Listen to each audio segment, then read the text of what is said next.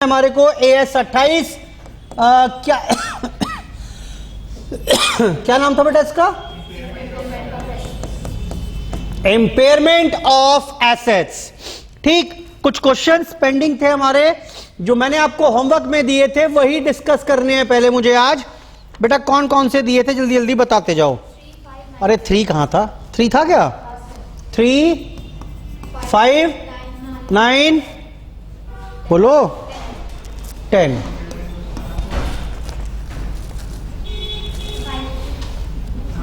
यही था ना बस? अरे बोलो भाई। चलो शुरुआत करते हैं फिर। कौन सा करोगे पहले? थर्ड कर लो। चलो छोटा पॉइंट नया है इसमें, नया नहीं है मतलब हैंडल करना है बस पॉइंट को। ऐसे कोई भी पॉइंट और बना सकता है क्वेश्चन में। पढ़िए क्वेश्चन नंबर 3। अच्छा ट्राई किए कि नहीं किए क्वेश्चन ये? चलो। G Limited acquired a machine on 1st April 00 for 7 crores, had an estimated useful life 7 lakh, SLM पर डेप लगाना है, no residual value। क्या मतलब हुआ इसका? हाँ, इसका मतलब पूछ रहा हूं मैं, नलायक लाइन पूरे पैराग्राफ का मतलब पूछ रहा हूं मैं। कॉस्ट क्या थी 1 जनवरी 00 को? बोलो 7 करोड़। लाइफ क्या थी? 7 इयर्स। तो क्या मतलब निकला इसका? Depreciation per annum is 1 CR per annum का डेप्रीसिएशन लगेगा। ठीक है जी। ऑन 1 अप्रैल 04, बेटा कितने साल हो गए जरा बताना? 0 से 01, 01 से 02, 02 से 03, 03 से 04, 4 साल हो गए। अच्छा, कैरिंग अमाउंट ऑन 1 अप्रैल 04, क्यों ना लिख लूं ऐसे इसको कि आफ्टर 4 इयर्स। क्या हुआ आफ्टर 4 इयर्स? ये समझ में आता है मुझे, ये कंफ्यूजन क्रिएट करता है। क्लियर है बात? डेप लगाने में ना ये समझ में आएगा 4 साल, इसमें गलती कर दोगे 3 साल नजर आता कई बार, ये इसलिए बोल रहा हूं मैं। चलो आगे। The carrying value of the machine was reassessed at 5.1 crore and the surplus arising credited to revaluation reserve. आज ये बताओ कि इसकी कैरिंग अमाउंट थी क्या? 7 करोड़ थी, माइनस 1 करोड़ का डेप लग गया। कितने साल का? 4 साल का। यानी इसकी कैरिंग अमाउंट किताबों में कितनी चल रही है? 3 करोड़। लेकिन इसको आज इसको रीवैल्यू कर दिया। कितने में रीवैल्यू किया? अपवर्ड। इसकी वैल्यू कर दी मैंने 5.1 करोड़। तो जरा बताना अपवर्ड रीवैल्यूएशन कितना कर दिया मैंने? 2 और क्या करेंगे इसका? रीवैल्यूएशन रिजर्व में डाल देंगे। कौन कहता है ये? AS 10। बोलो भाई। AS 10 के हिसाब से चला गया रीवैल्यूएशन रिजर्व में। अभी तो क्वेश्चन पढ़कर उसकी समरी बना रहा हूं बस। क्या क्या हुआ, केस स्टडी यही तो होती है। आगे आइए, अब क्या हुआ इसके बाद? बोल रहा है फॉर द ईयर एंडेड मार्च 06। ओहो, अभी और आगे लेके चल रहा है मुझे। अभी ये लेके चलो मार्च 06। बेटा कितने सालों के गिनना जरा?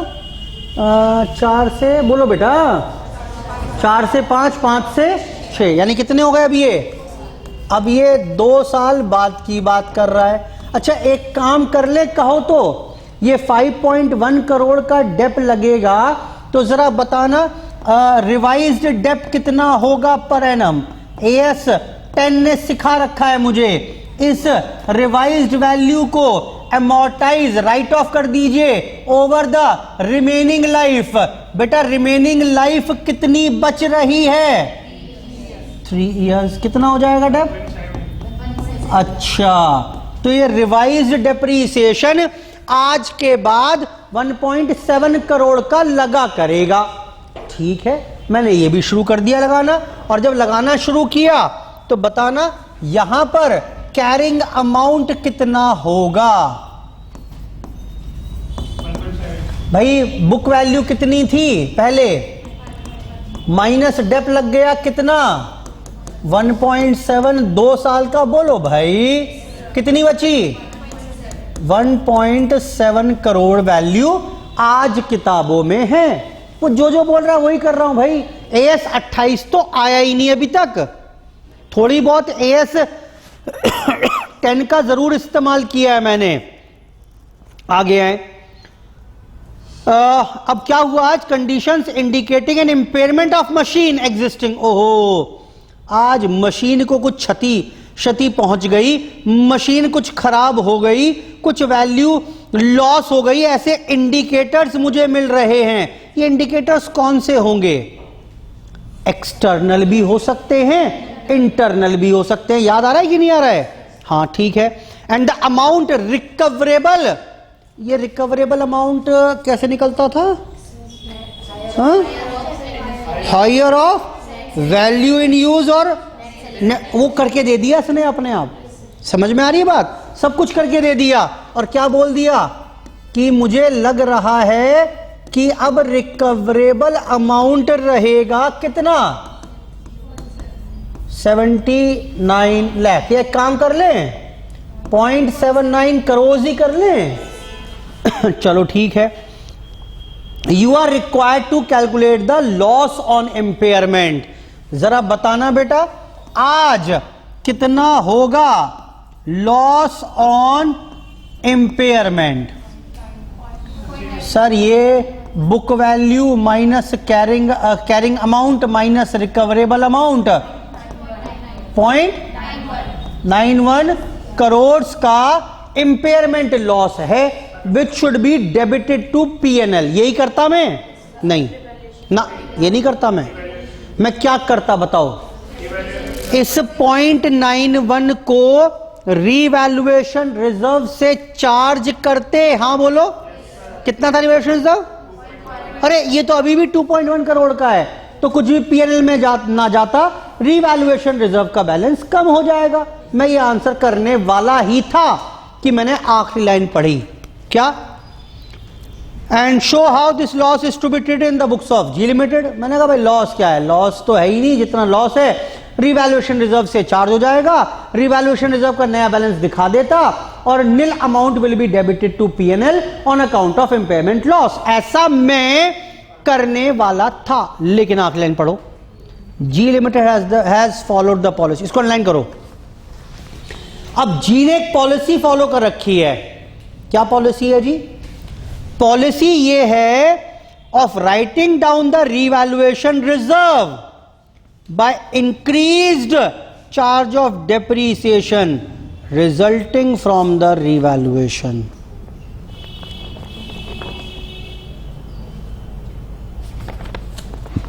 पता नहीं कैसी पॉलिसी है, आज तक तो पढ़ी नहीं हमने ऐसा कोई रूल। मैंने कब कहा रूल है ये तो पॉलिसी है बिजनेस की अपनी, and the policy may differ from business to business. आपको बस हिंदी में मुझे पॉलिसी समझानी है कि मुझे क्या करना है। अगर कुछ पॉलिसी ना होती तो मैं AS 10 और AS 28 को फॉलो करके इसका चैप्टर क्लोज कर देता। बताओ जी। अच्छा कुछ समझ में आ रहा है क्या हुआ ये? वो क्या बोल रहा है, दोबारा पढ़ो लाइन को। पॉलिसी क्या है? मेरी पॉलिसी ये है कि जब मैं एसेट को रीवैल्यू करता हूं अपवर्ड तो रीवैल्यूएशन रिजर्व बन जाता है। अच्छा एक बात बताओ, डेप भी रिवाइज हो गया, तो एक बात बताना जरा, इंक्रीज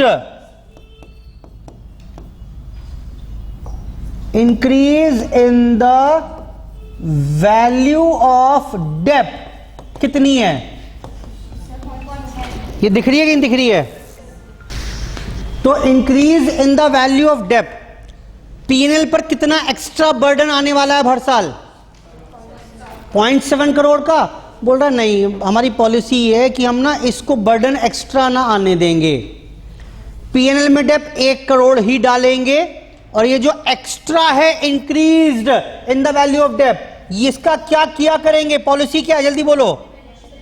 इसको हम विल बी चार्ज्ड फ्रॉम, कोई रूल नहीं है ये कोई रूल नहीं है, कहीं नहीं लिखा है एस्टेन में ऐसा करना होता है, तो पॉलिसी है मेरी। ठीक, चलो जी, ये नई पॉलिसी है। अब ये बताओ मुझे, मैंने ये करना शुरू कर दिया, अब ये करते गए, कितने साल किया मैंने? ये 2 साल किया होगा। मुझे आज के दिन बताओ कितना है बैलेंस इन रीवैल्यूएशन रिजर्व? 2.1 था, 0.7 इंटू 2 कितना बचा? ये लो 0.7 करोड़ ही बचा। भाई साहब, ये तो इंपेयरमेंट लॉस है, रीवैल्यूएशन रिजर्व में इतना पड़ा हुआ है, तो जरा बताओ मुझे अब फाइनल ट्रीटमेंट क्या करोगे? हाँ जी, ट्रीटमेंट ऑफ इंपेयरमेंट लॉस कितना था जी आपका? 0.91 crore.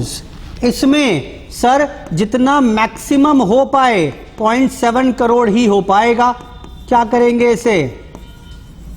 Debited to revaluation reserve, क्योंकि बैलेंस ही इतना है, और जो बच गया, कितना बच गया, इसको क्या करेंगे? डेबिटेड टू, खत्म चर्चा। बिना मतलब कुछ था नहीं क्वेश्चन में करने के लिए, एक लाइन जोड़कर खामखा आगे कलेश पैदा कर दिए क्वेश्चन में उसने। कुछ था थोड़ा ना, नोट कर लो फटाफट, जहां दिक्कत थी, परेशानी थी, नोट कर लो। कुछ था थोड़ा ना क्वेश्चन में।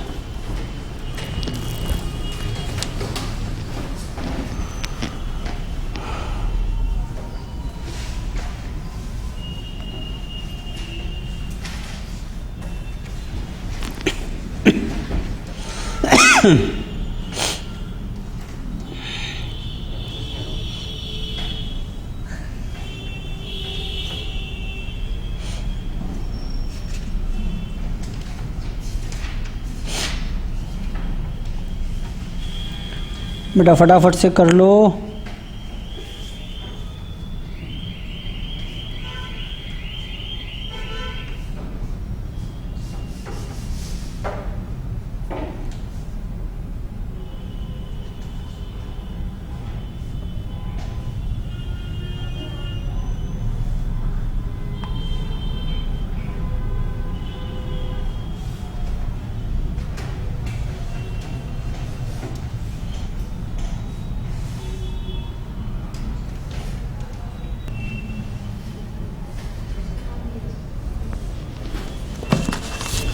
आइए आगे बेटे बेटा।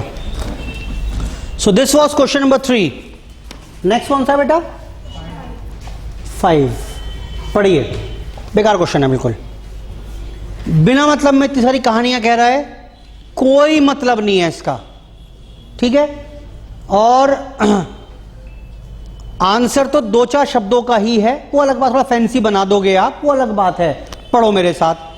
अब पब्लिशर, मैं इसलिए बता रहा हूं बात ये, कई बार ना क्वेश्चन की स्टोरी देख के घबरा जाते हैं हम, यार ये क्वेश्चन पता नहीं क्या क्या लिखा हुआ, फिगर्स विगर्स कुछ है नहीं इसमें, पता नहीं कैसे ही सॉल्व होगा, क्या क्या लिखा हुआ है, कुछ है ही नहीं। पढ़ो।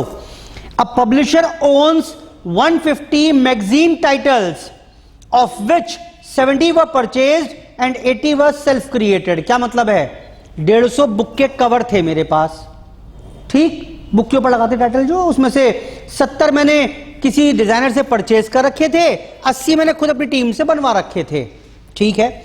The price paid for the purchase magazine title is recognised as an intangible asset. मैं उसे अपनी किताबों में एसेट की तरह दिखा भी रहा था, परचेज्ड एसेट है, कोई दिक्कत नहीं है, आगे आओ।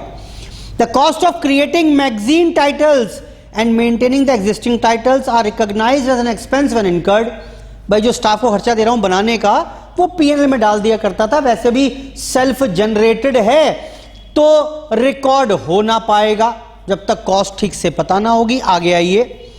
Cash inflows from direct sales and advertisement are identify for each magazine title. हर मैगजीन टाइटल जब बाजार में बेचता हूं सबके अलग अलग हिसाब किताब बन के आता है, ये 50 बिके, ये 20 बिके, इसका रेट 100 था, इसका 150 था, ठीक है। Titles are managed by customer segments. The level of advertising income for magazine title depends on the range of titles in the customer segment to which the magazine title relates. Management has a policy to abandon all titles. मेरी policy है जो पुराने हो जाते हैं बहुत titles उन्हें हम बंद कर देते हैं before the end of the economic life and replace them immediately with the new title for the same customer segment. What is the cash generating unit for an individual magazine title? मेरे लिए CGU क्या है? मेरे लिए CGU क्या है? मेरे पास जो 150 टाइटल है ना, ये सारे के सारे CGU हैं. हाँ बोलो, हाँ बोलो. CGU किसे कहते थे? जो अपने आप से प्रॉफिट जनरेट कर सकता हो without the help of other assets, उसे CGU बोल देंगे. बोलो बेटा. Cash generating unit. अरे हाँ बोलो. वो अलग बात है, इस यूनिट में एसेट एक ही है, वो खुद ही एक CGU हो गई कि नहीं हुई? ठीक.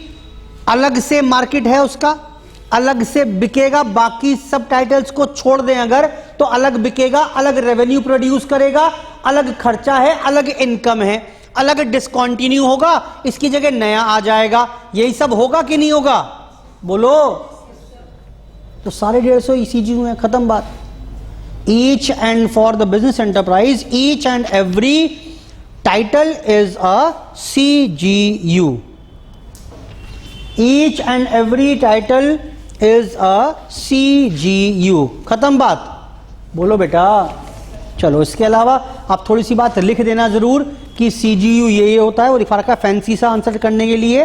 और in the given case, since each title is generating individual cash flows irrespective of other titles, independent of other titles, therefore it is CGU. Therefore in the given case,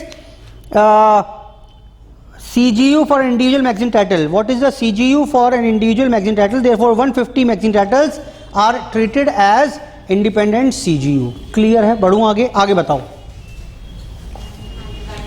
9th पर आइए. 9th बेटा हुआ कि नहीं हुआ? ये नहीं हुआ? हो गया? और एक कर ही देता हूँ ना, कितनी लगी करने में. ये लो फिर. 9th. Cost of asset 56 lakh. Cost of asset is 56 lakh. Life क्या थी इसकी? 10 years. स्क्रैप वैल्यू शायद है नहीं. डेप कितना हो गया? 5.6 लाख. बोलो बेटा. अब कुछ समय बाद इसका कैरिंग अमाउंट कितना रह गया? 27.3 लाख. बोलो बेटा. और लाइफ कितनी बची है? ओहो, समझ रहे हो क्या बात हुई? क्या इसका मतलब कब की घटना होगी ये? आफ्टर 7 years होगा. क्या हो गया? छोड़ो ना, अपनी दिमाग लगाएं क्यों? छोड़. ठीक है, इतनी बात. तो अब आगे आओ. रिमेनिंग रिकवरेबल अमाउंट कितना दे रखा है आज उसने? ये लो. रिकवरेबल अमाउंट देख रहे हो बेटा? गजब. यानी वैल्यू इन यूज और नेट सेलिंग प्राइस का जो मैक्सिमम था दोनों में से हाइयर, वो दे दिया उसने खुद ब खुद. 12 लाख. अच्छा. और देख रहे हो बेटा, अपवर्ड रिवैल्यूएशन हुआ था लास्ट ईयर. कितने का? तो इसका मतलब क्या मतलब हुआ इसका? कि मेरे पास कुछ रिवैल्यूएशन रिजर्व भी पड़ा हुआ है. ठीक है. बोलो बेटा. खत्म हो गई बात. अब क्या पूछा उसने? जो जो पूछा इसका जवाब दे लो. बताओ क्या क्या पूछा इसने. अब ये तो मैंने अपने भाषा में क्वेश्चन की समरी तैयार कर ली. पहला is impairment. Carrying amount how much? Minus recoverable amount how much? 15.3 lakh is impairment loss. और क्या पूछा इसने? अरे नलायक, ये तो यही रहेगा. ट्रीटमेंट बताऊंगा आपको इसका. बोलो. Treatment of impairment loss, how much? तो जो 15.3 लाख का है, पहले इसे डेबिट करेंगे रीवैल्यूएशन रिजर्व में, हाउ मच? 14 लाख। हाँ 14 लाख ही तो है, 14 लाख। कुछ और बच गया क्या? हाँ सर अभी और बच गया। कितना बचा? 1.3 लाख। बेटा क्या करूं इसका? डेबिटेड टू P&L अकाउंट, खत्म बात। ट्रीटमेंट भी आ गया समझ में। और क्या पूछा? करंट ईयर डेप और बता दो। ये तो यही निकाल दूं मैं, ये लो करंट ईयर डेप। तो जी आज वैल्यू अब कितनी है किताबों में? 27,30,000। शाबाश नलायक, शर्म नहीं आ रही? 27 से 30 में से 15-30 से ट्रांसफर करवा तो दिया, खत्म हो गई। आज वैल्यू कितनी है किताबों में? रिवाइज्ड कैरिंग अमाउंट 12 लाख हो जाएगी। Should be written off in 3 years। How much is the revised depreciation now per annum? खत्म बात। और लॉजिकल भी है, पहले कुछ 5.6 था, फिर कुछ बढ़ गया होगा यहां पर, फिर कुछ इसके वजह से घट गया, कुल मिलाकर 4 लाख पर एनम है। दिमाग मैंने ज्यादा लगाया नहीं कि डेप कितना लग रहा था पहले। लो जी क्वेश्चन नंबर 9 भी खत्म हो गया। 10th पर आ जाते हैं, लास्ट क्वेश्चन पर, ये भी पढ़ लेते हैं। 10th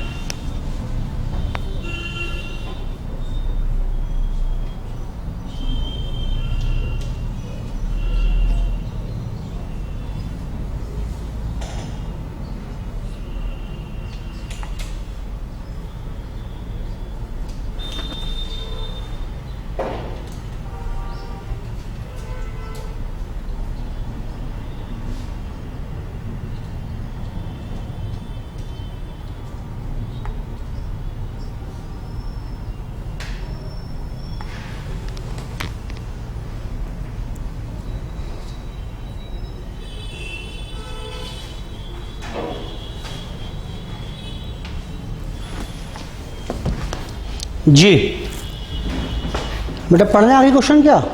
अच्छा क्वेश्चन है, पढ़िए। 10th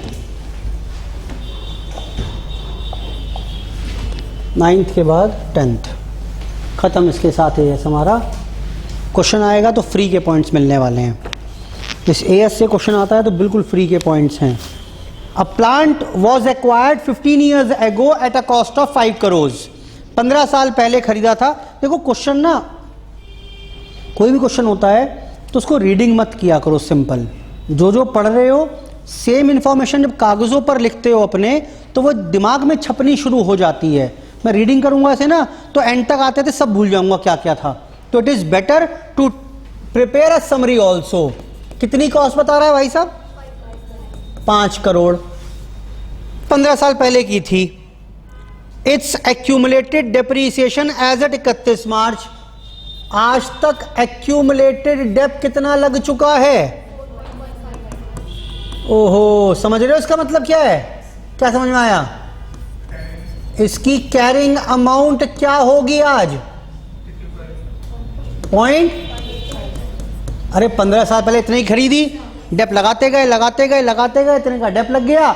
आज कैरिंग अमाउंट 0.85 करोड़ है। खैर, depreciation estimated for the financial year 1-2 is rupees 25 lakh. अब करंट ईयर का डेप कितना उम्मीद कर रहा हूं मैं आज?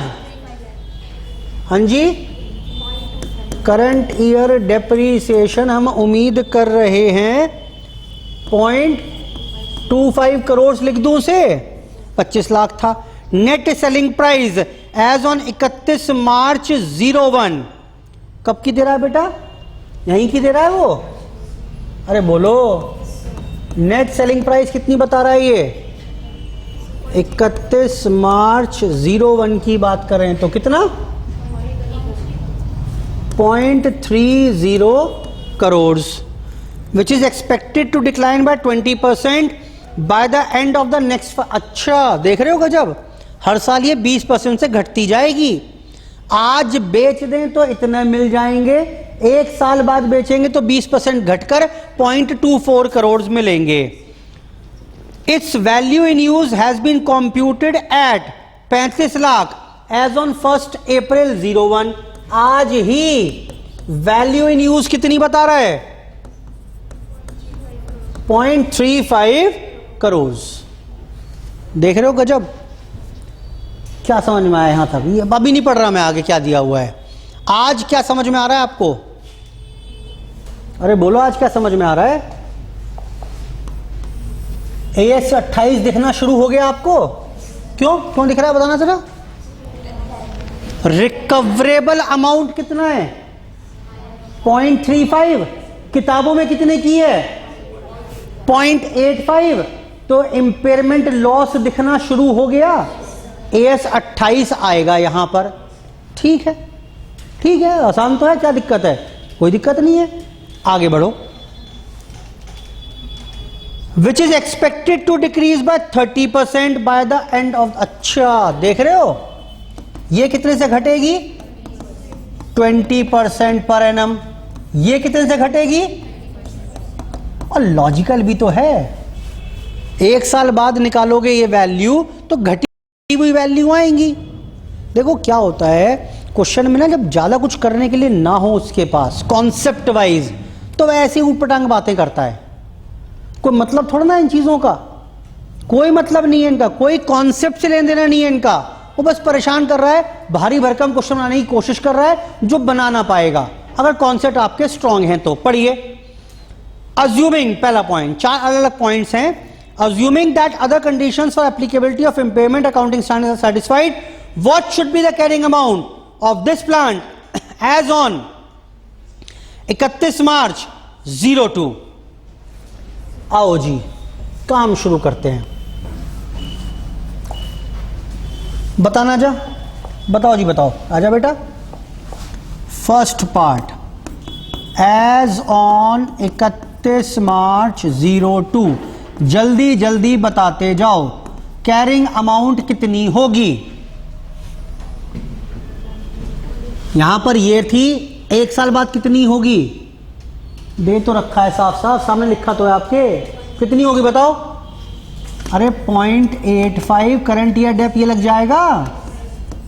कितनी हुई है?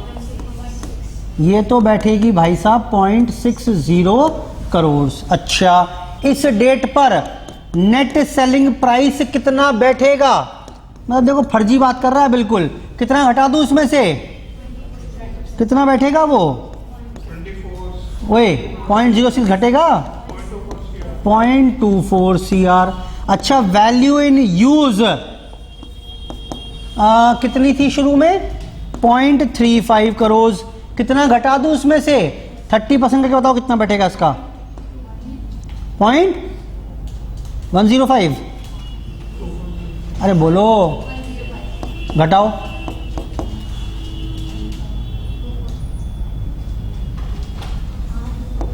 पॉइंट, ठीक है। तो what now would be the recoverable amount?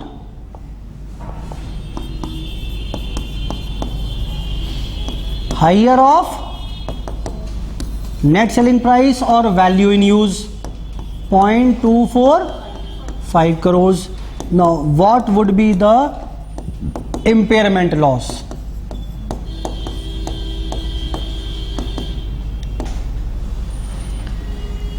Point, खत्म हो गई जी चर्चा पहले पार्ट की। एक साल बाद का पूछा इम्पेयरमेंट लॉस।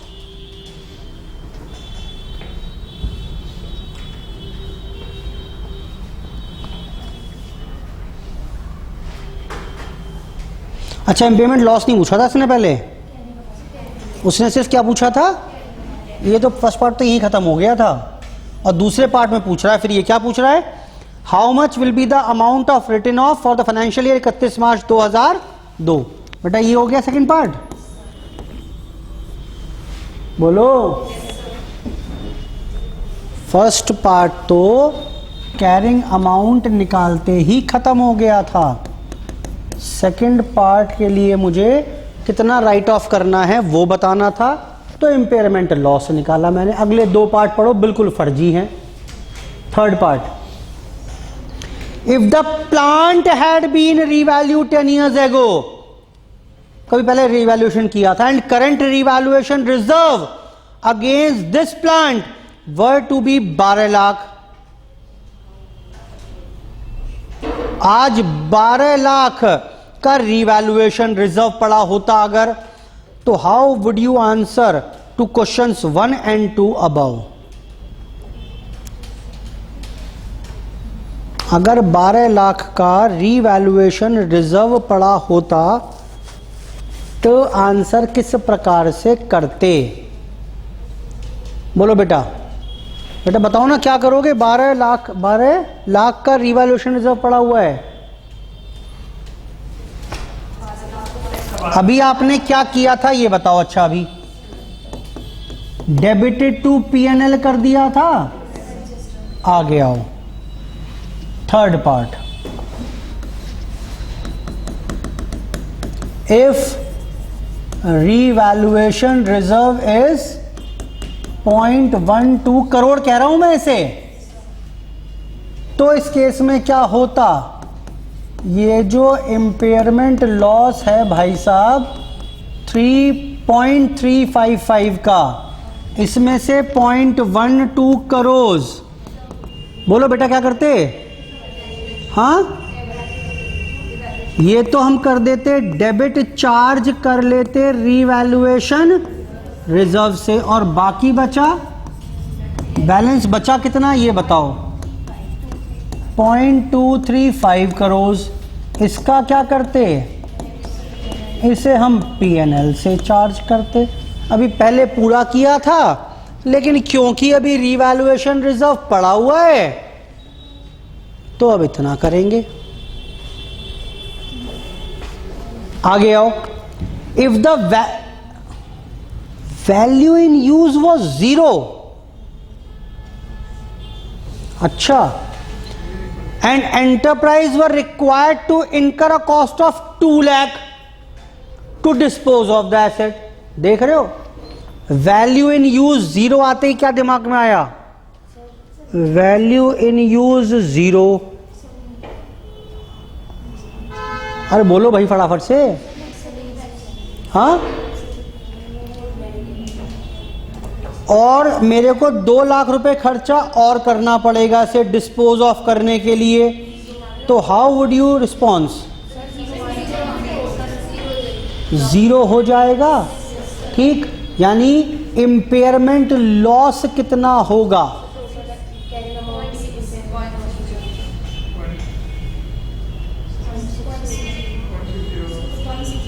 क्या? 0.6, हाँ ठीक है। इम्पेयरमेंट लॉस कितना हो जाएगा?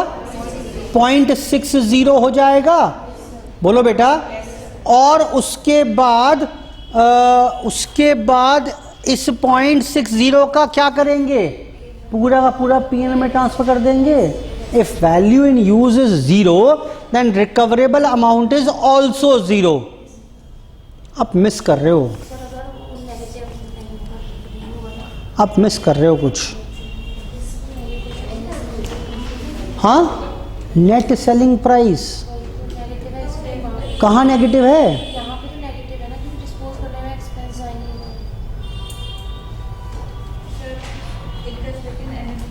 आपको एक कुछ और चीज पूछनी चाहिए मुझसे, मुझे जवाब देना ना, क्योंकि उसका अब वो पूछ नहीं रहे मुझसे। देखो बताना जरा, कैरिंग अमाउंट कितनी है? हाँ जी 0.60। अच्छा, वैल्यू इन यूज कितना बताया उसने? नील। और नेट सेलिंग प्राइस कितनी है? हाँ जी बोलो। नेट सेलिंग प्राइस ये नहीं पकड़ेंगे क्या? 0.24 करोड़। बोलो बोलो 0.24 करोड़। 0.24 करोड़। बताओ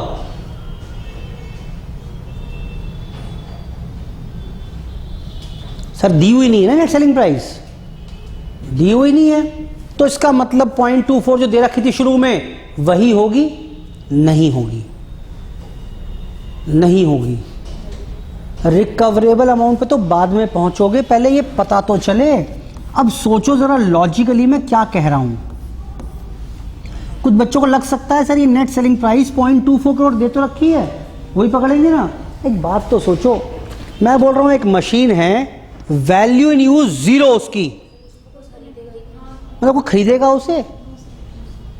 उससे कोई बेनिफिट नहीं मिलने वाला भविष्य में, चवन्नी का भी। कोई खरीदेगा उसे?